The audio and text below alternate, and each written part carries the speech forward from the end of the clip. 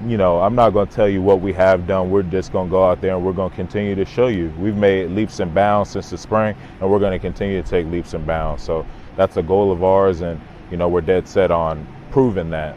Forget talking about it.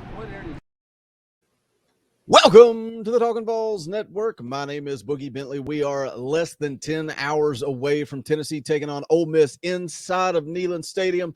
An opportunity to make a statement to the country that Tennessee football is back. It feels like a turning point. We're going to get into 5 things to watch in tonight's game. But before we get rolling, do me a favor, go ahead and smash that like button just below the video. If you would so kindly press that thumbs up. Also, if you're new to the Talkin VAWLS Network, welcome. We're not experts. We're not insiders.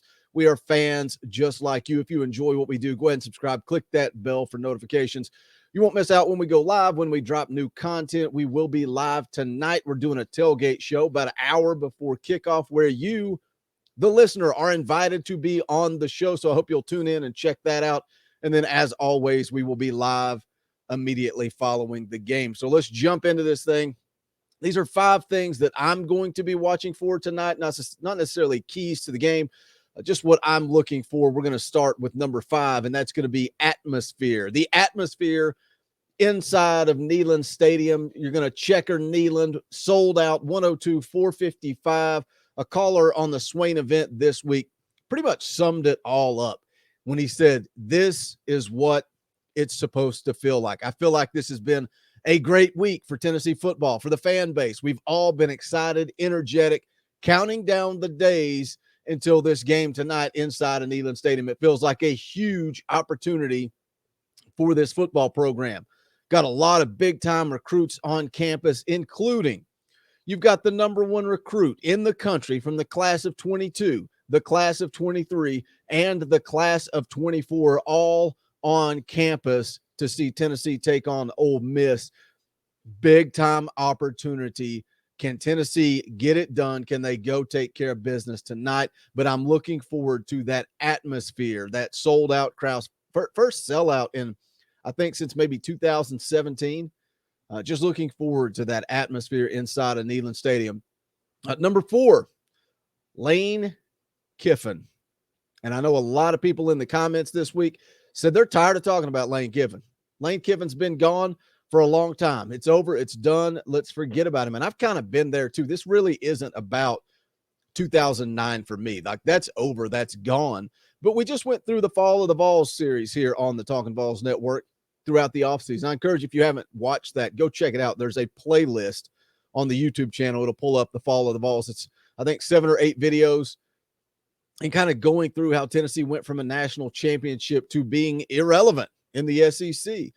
And a big part of that was Lane Kiffin leaving in the middle of the night in 2009. So, yeah, part of it may be that, even though, I've kind of let it go, it's kind of fresh on my mind now because this feels like a turning point, an opportunity. I feel like we've been here before with these big opportunities, and we always fall just a little bit short. So what better time than now to put a beating on Lane Kiffin and turn that corner and get Tennessee football headed in the right direction. But no, it's not really about that. What it is for me, Lane Kiffin, one of the best offensive minds in the country. He is going to be aggressive. He is going to have guys running open all over the field. It's who he is. It's what he does.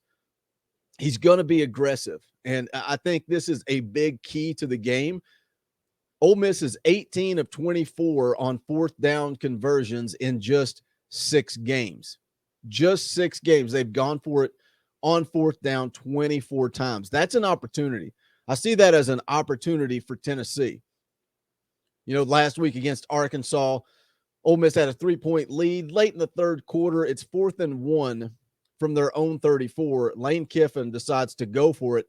Just shows he has absolutely no confidence at all in his defense.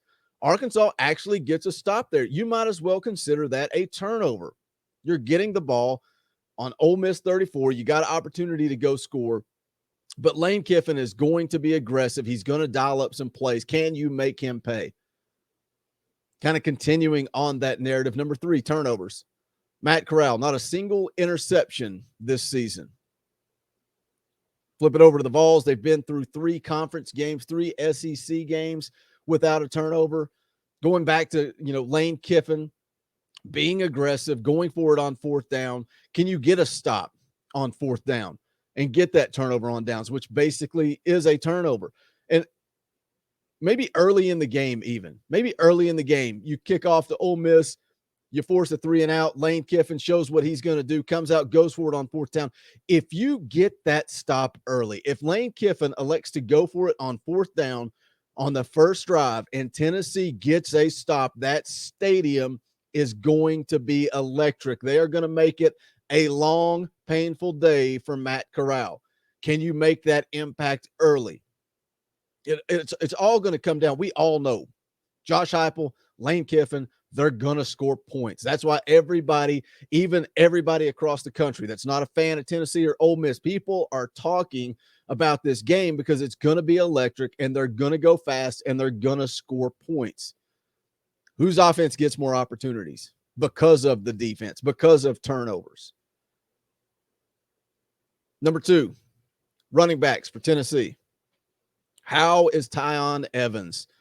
I dropped the video yesterday. John Bryce put out the article saying that Tyon Evans was out. He was definitely out, not going to play. Earlier that day, Josh Heupel had said that they were going to evaluate Tyon Evans on Friday, and that's when they make the decisions. Maybe even look at him pregame warm-up, see if he can give it a go. Austin Price followed that up over on VAWLS, saying that Tyon Evans was walking around campus, no boot, no limp. It's going to come down to Friday. Could he cut and make moves? Follow that up later Friday. Tyon Evans goes live on Instagram, says, I will tee it up and give it a go on Saturday. Tyon Evans says he is going to play, but how healthy is he? We saw Jabari Small do this for a couple of games. He laced up the cleats, gave it a go, stuck around for a couple of runs, right back out of the game. So how healthy is Tyon Evans? How healthy is Jabari Small for that matter? If Jabari Small is healthy, a lot of people forget just how good Jabari Small is, just how much hype was around Jabari Small going into this season. He was the number 1 running back on the team. He was the starter. He was the guy. Tyon Evans kind of won that job, and Tyon Evans has been electric. I think he's the most electric player on the team, to be honest.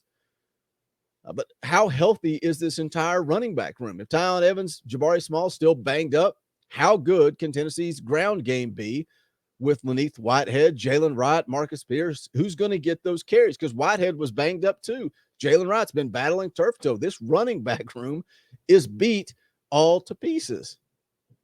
So how good can the running game be with all those injuries? How healthy is that running back room? You're going to hopefully have Cooper Mays back this week. So Jerome Carbon's going to shift back over to guard. The O-line's going to improve this week. They're going to be better. Ole Miss giving up 193.6 yards per game on the ground. They also play a lot of 3-man fronts, which is similar to what Missouri tried to do to Tennessee. And I'm not necessarily going to sit here and claim that Tennessee is going to run for 458 yards like they did against Missouri, but they're going to have opportunities to move the football on the ground. Ole Miss is horrible in run defense. Honestly, they're horrible in pass defense as well. And that leads me to the number 1 thing that I'm going to be watching tonight inside of Neyland Stadium, and that is the Tim Banks defense. How good is this defense? How good can this defense be? This is probably going to be their biggest test of the year so far. Maybe throw Florida in there as well, but we saw how that played out. Tennessee's 38th in the country in points allowed, giving up 21.5 per game. And, to me, that's impressive. I'm impressed with what Tim Banks has done on defense, especially with the speed of Josh Heupel's offense and the time of possession, the amount of time that defense is out on the field. Being 38th in points allowed, 21.5, sign me up. I think if you had told us all that that's where this defense would be midway through the season, we would all be on board for that. Also, they are 29th in the country at stopping the run. Really good in run defense. Do they get creative this week? Do they find a way to get Brandon Turnage and Theo Jackson on the field at the same time? Because listening to a lot of different podcasts and YouTube channels this week, a lot of people think Lane Kiffin's going to try to take advantage of Jalen McCullough. Do you find a way to maybe put Theo Jackson back there at safety? Slide Turnage in at the star position. Ole Miss defense ranks 102nd in the country. They're giving up 31 points a game, 238 yards through the air, and almost 200 yards rushing per game. So this, for me, doesn't necessarily come down to how great this Tim Banks defense is. I just think that Tim Banks defense is better than Ole Miss, period. I think Tennessee has the better defense. So it doesn't necessarily – look, Ole Miss is going to score points. They're going to score plenty of points.